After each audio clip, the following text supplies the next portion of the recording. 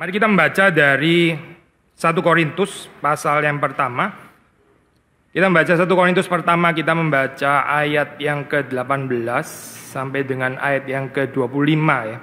Sebab pemberitaan tentang salib memang adalah kebodohan bagi mereka yang akan binasa, tetapi bagi kita yang diselamatkan, pemberitaan itu adalah kekuatan Allah.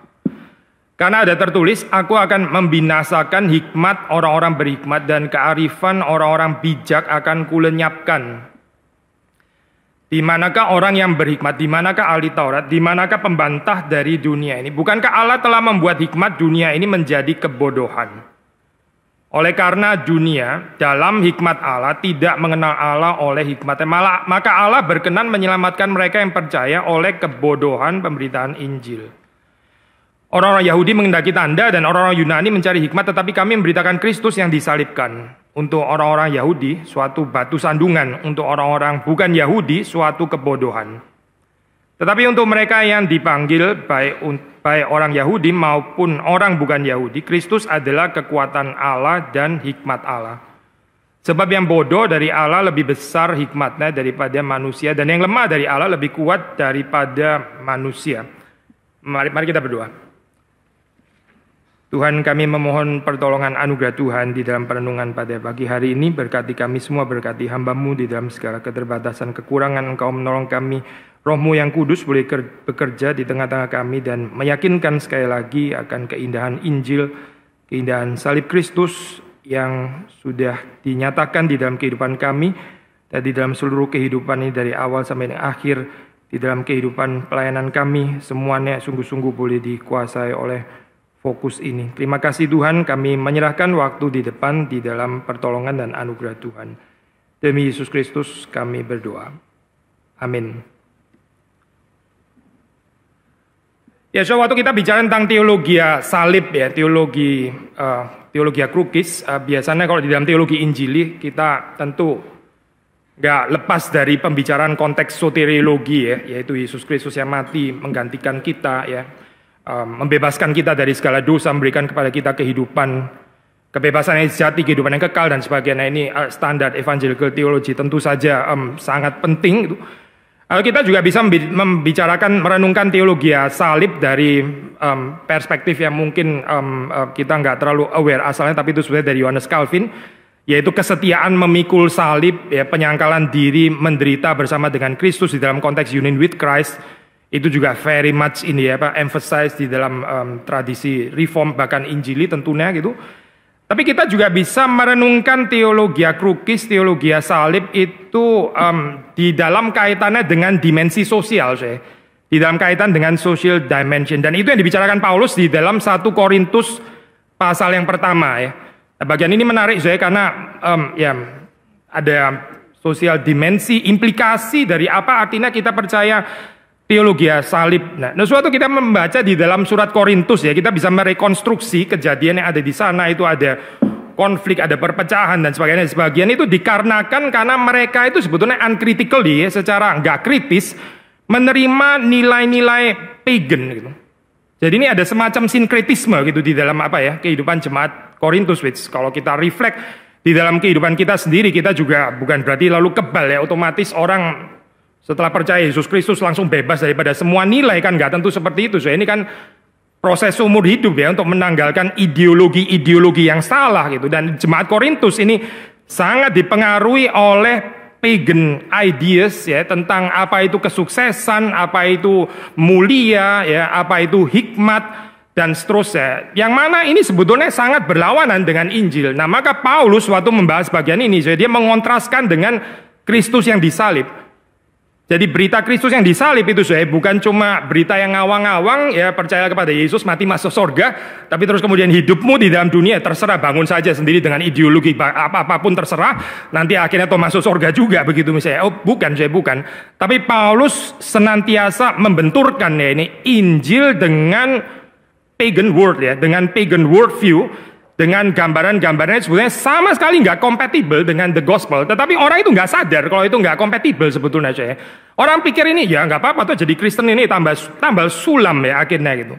Nah, apa sih saya yang dipentingkan di sini ya? Greco-Roman Society itu kalau sudah membaca, dan ini by the way sudah bisa melihat ini di elaborate, di-emphasize very much oleh filsuf seperti Friedrich Nietzsche ya, misalnya dengan teori Übermensch dan sebagainya. Itu kan asalnya sebetulnya dari Greco-Roman Society.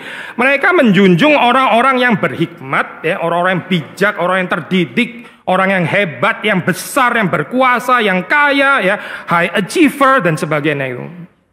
Di dalam bahasanya Paulus, ya, Paulus pakai istilah itu orang bijak, yang berpengaruh, yang terpandang. Pendek kata, saya ini bicara tentang pencapaian orang-orang di atas gitu, orang-orang keren lah gitu ya, orang-orang yang instagramable gitu ya, orang-orang yang boleh didokumentasikan kehidupannya karena luar biasa menarik gitu ya, layak untuk menjadi selebriti.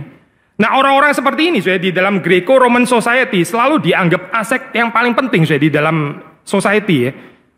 Bukan orang-orang cacat, orang-orang lemah, orang-orang pinggiran dan sebagainya. Ini apa orang-orang ini boleh mati-mati aja gitu, nggak terlalu pengaruh society kita. Tapi yang juara, yang menang di gladiator, orang-orang kuat dan sebagainya. Oh, ini penting sekali orang seperti ini. Kita jangan kehilangan orang-orang seperti ini. Gitu.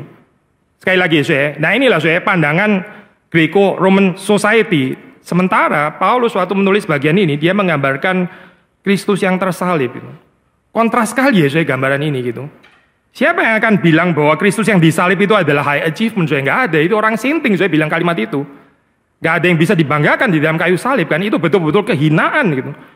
Cicero ada kalimat yang sangat terkenal, saya percaya sudah pernah baca kutipan ini, dan saya kutip sekali lagi. Dia bilang, the very word cross should be far removed not only from the person of a Roman citizen, but from his thoughts, his eyes, and his ears.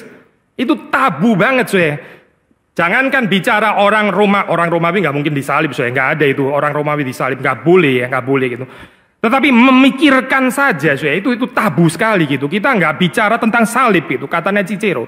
Cicero orang penting sekali, seorang pujangga Romawi dan ya ini dia bukan unik mengatakan kalimat seperti ini. Likely sih di dalam Roman society, Greco-Roman Society mereka juga akan mengatakan yang sama. Memang kita nggak memikir itu terlalu hina untuk dibicarakan. Tetapi Paulus membicarakan Kristus yang tersalib. Ya. Ini kita baru berapa hari ini peringatan reformasi ya, saya baca-baca lagi ini Pak, 95 tesisnya Luther ya. Saya selalu tertarik ini ya dengan tesis 62 ya, kita bisa berdebat tesis mana yang paling penting, mungkin nggak harus dikompetisikan juga sih ya. Dan ini kan juga bisa sangat personal, subjektif, orang lebih attracted kepada tesis yang mana. But anyway, tesis 62 itu mengatakan bahwa the true treasure of the church is the most holy gospel of the glory and grace of God. Aset yang sesungguhnya dari komunitas Kristen, dari gereja itu adalah Injil. Sekali lagi ya, kadang-kadang kita baca kalimat ini ya, kalau nggak ada konteksnya kita bisa langsung bilang amin gitu. Ya siapa yang nggak setuju ini ya? Tapi sekali lagi ya, teologi itu hadir di dalam konteks ya. Seperti waktu Paulus membicarakan tentang salib itu hadir di dalam konteks. Konteksnya apa? Konteksnya Greco-Roman Society yang menjunjung greatness ala dunia ini tadi gitu. Kadang-kadang waktu kita ini ya bicara true treasure of the church ini juga bisa hadir di dalam konteks ya. Gereja saudara dan saya kira-kira yang menurut saudara paling berharga itu apa ya gitu. Ada pendeta yang GR, ada mbatuan yang GR, pikir dia yang paling berharga. Bukan katanya Luther bukan saudara dan saya gitu. Juga bukan orang-orang hebatnya, bukan orang-orang yang powerful yang ada di dalam gereja, bukan, sama sekali bukan itu. The true treasure of the church is always dan selalu adalah the most holy gospel of the glory and grace of God. Dan ini membungkam semua alternatif-alternatif yang lain ya, yang nggak penting dibandingkan dengan Injil. Tapi Luther kemudian melanjutkan di dalam tesis 63, but this treasure is naturally most odious, for it makes the first to be last. Nah ini yang menakutkan ya. Tetapi waktu Injil itu hadir ya, dia menjungkir balikkan gitu. Waktu Injil hadir, dia bukan memberikan gambaran-gambaran ideal, sentimental, romantik begitu ya. Enggak, ini menjungkir sangat ofensif ya, sangat ofensif itu. Yang dianggap pertama jadi terakhir, yang terakhir malah jadi pertama gitu. Kebalik semuanya dijungkir balikkan oleh kuasa Injil di dalam hal ini ya. Dan itulah juga yang terjadi kalau sudah baca di dalam 1 Korintus 1 kan ya. Apa yang dianggap pertama, yang dianggap mulia oleh Greco-Roman Society, Paulus bilang itu nggak terlalu penting sebenarnya itu. Bukan itu. Itu cuma pagan word ya. Injil yang sejati ya, itu diberitakan kepada semua orang. Bahkan Tuhan memilih orang-orang yang bodoh, yang menurut ukuran dunia itu nggak berhikmat ya, biasa-biasa saja, mediocre bahkan gitu ya. Tapi ini justru yang dipilih oleh Allah untuk mempermalukan orang-orang yang kuat, yang dijunjung tinggi oleh dunia gitu.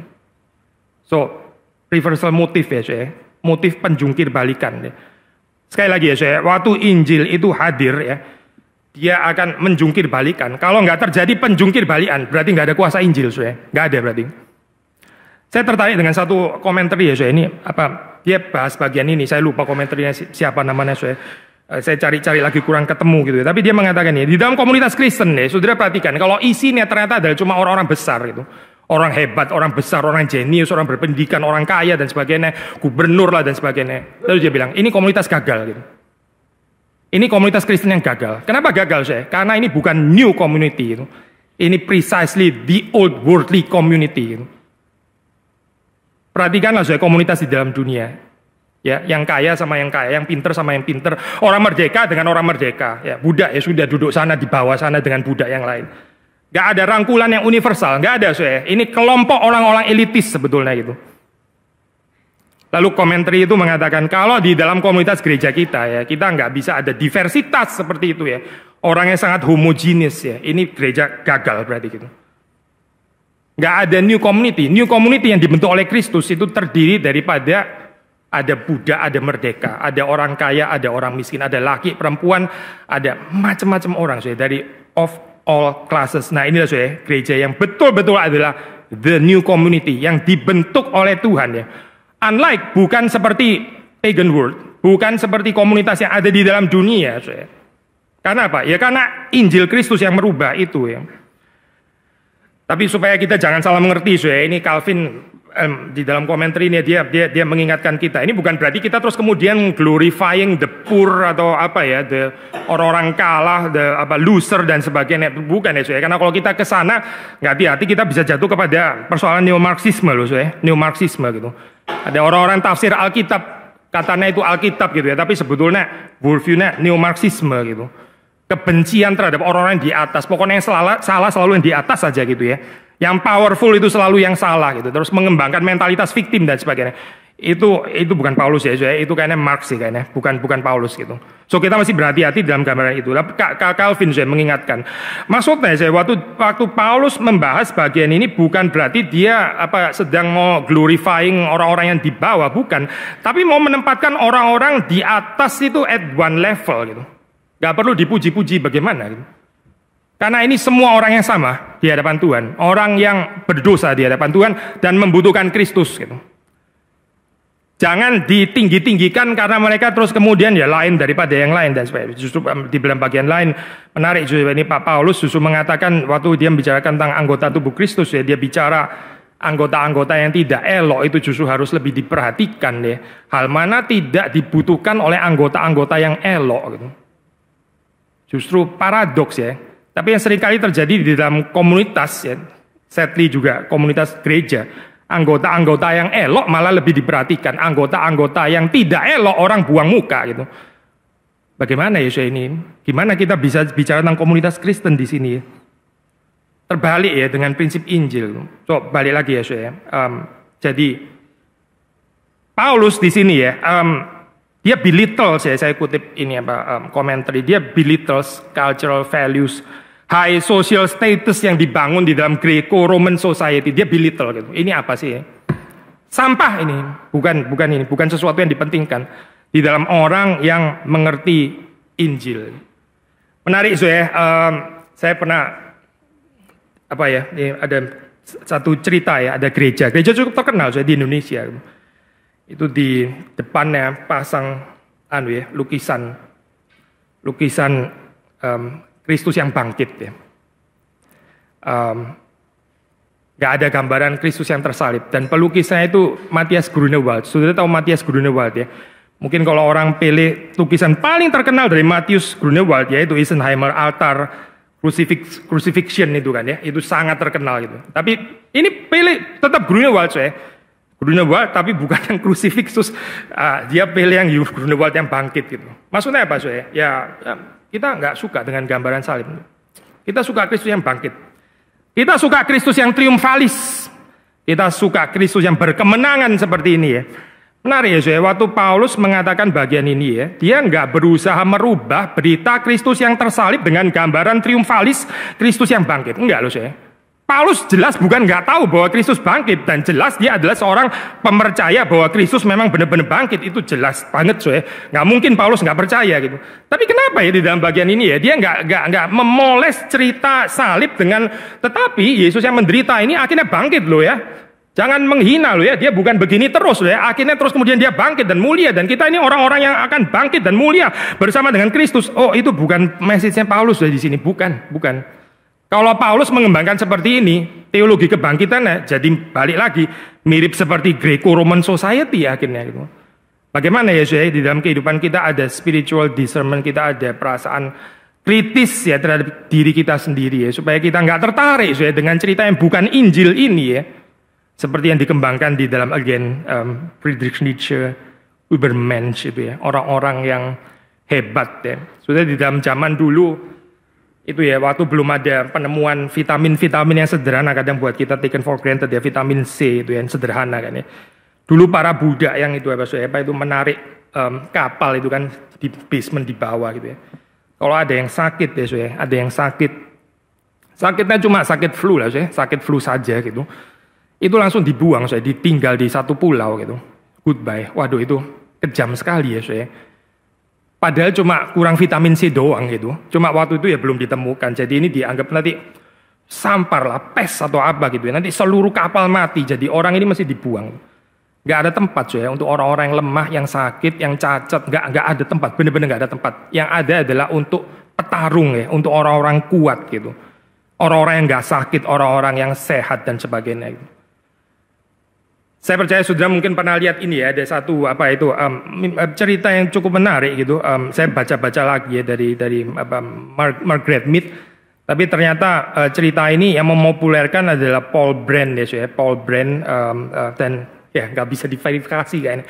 Susah diverifikasi bener nggak ini Margaret Mead pernah di dalam lecture-nya menjelaskan seperti ini ya. But anyway, bukan masalah Paul Brand atau Margaret Mead yang menarik, tapi ceritanya ya. Margaret Mead ini seorang lecturer dan dia pernah ditanya itu menurut kamu ya tanda civilization itu apa gitu ya, permulaannya itu.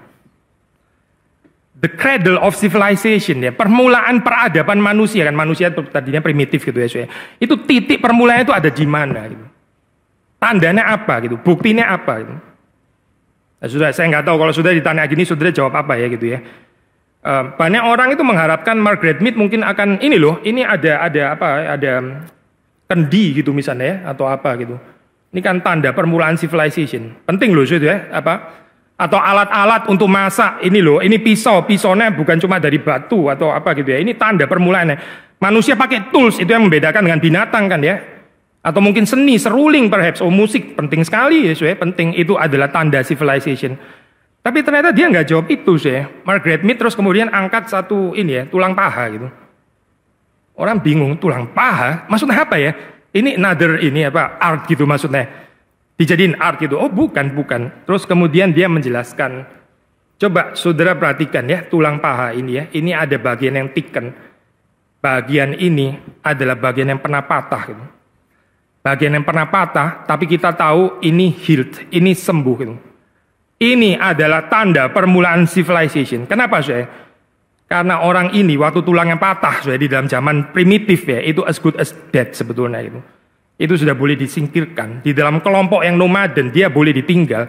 Seperti kayak cerita budak tadi yang dilempar di dalam satu pulau ya, supaya nggak meracuni yang lain, supaya nggak menularkan yang lain. The fact bahwa orang ini bisa sembuh, itu ada orang yang berhenti dan merawat orang yang tulangnya patah, and that is human civilization. Dekat sekali ya saya dengan konsep Kristen gitu. Ternyata bukan bicara tentang artistic creativity ya, bukan bicara tentang kehebatan menciptakan tool atau apalah atau arsitektur perhaps atau apa, bukan. Tapi bicara tentang belas kasihan saya, belas kasihan. Belas kasihan seperti Kristus di atas kayu salib juga belas kasihan kepada saudara dan saya. Dia nggak sedang menunjukkan greatness ya di atas kayu salib. Nggak ada orang menunjukkan greatness dengan salib. Itu bodoh. Martin Hengel ya pernah mengatakan dia seorang ini ya penafsir scholar perjanjian baru cukup konservatif. Dia mengatakan seperti ini, mengatakan orang yang disalib, ya, terus mengakuinya sebagai pribadi ilahi, anak Allah, Tuhan yang menghakimi dunia, itu akan dianggap oleh orang-orang berpendidikan sebagai utter madness. Itu gila itu. Gitu. Siapa orang berpendidikan yang akan percaya ini? Gitu. Benar kan ya? Luther bilang, benar kan memang Luther bilang, this treasure is naturally most odious, for it makes the first to be last. Susah ya mengerti salib itu. Dan saudara jangan pikir, oh saya sih nggak susah, saya percaya salib. Paulus ya di dalam kehidupannya dia bukan cuma memberitakan, dia menghidupi. Memberitakan itu one thing ya saudara. Saudara membuang ideologi dunia itu hal yang lain lagi. Kita nggak tertarik dengan teori greatness dan kemuliaan Allah dunia, itu hal yang lain. Jemaat Korintus masih tertarik saudara.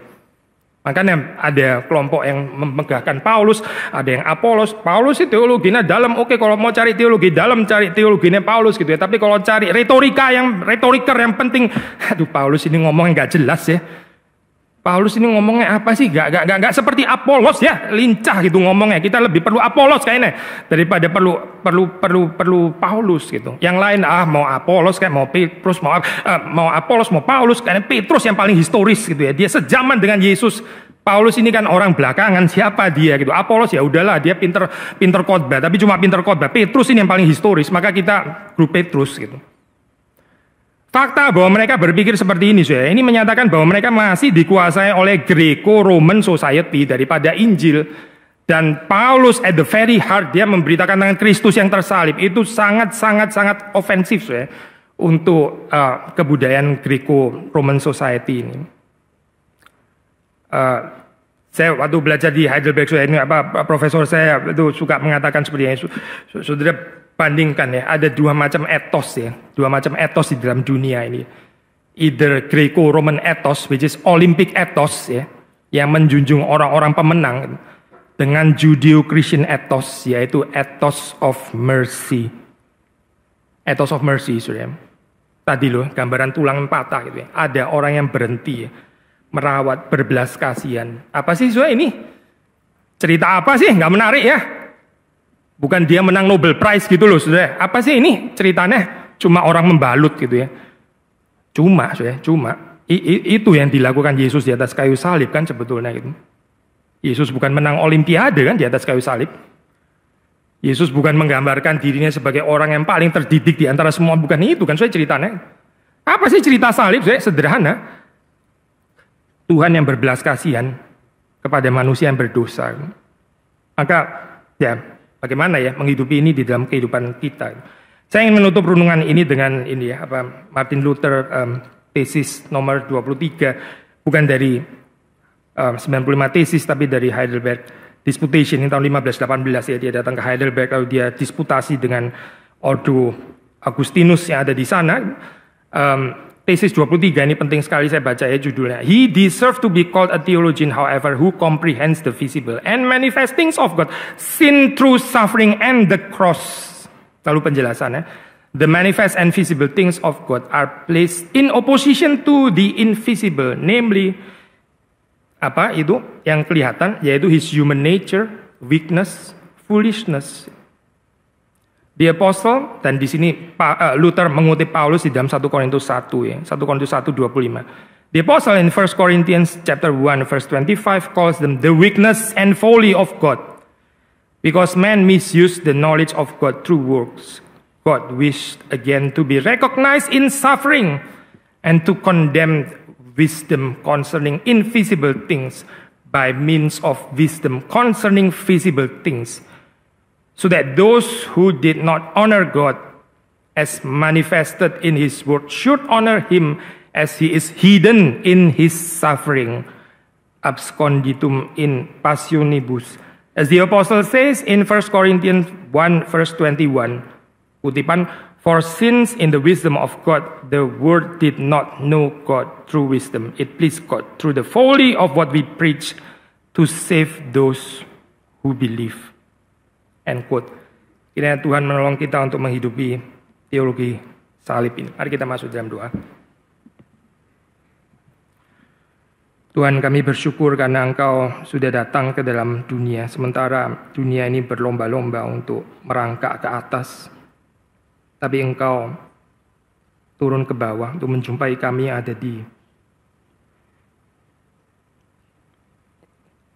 ada di bawah. Dan kami bersyukur karena Tuhan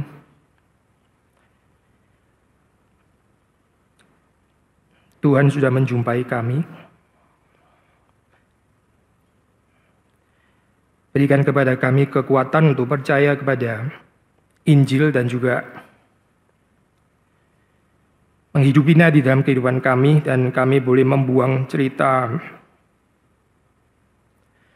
cerita-cerita dunia yang mungkin kadang-kadang kami anggap atraktif, tapi kami tidak sadar bahwa itu sebetulnya melawan Injil. Kami berdoa supaya Tuhan memelihara kami dan membawa kami untuk menikmati pembebasan yang dikerjakan oleh kuasa Injil, oleh Engkau sendiri dalam kehidupan kami. Di dalam kehidupan kami mengikut melayani Tuhan. Demi Yesus Kristus kami berdoa. Amin.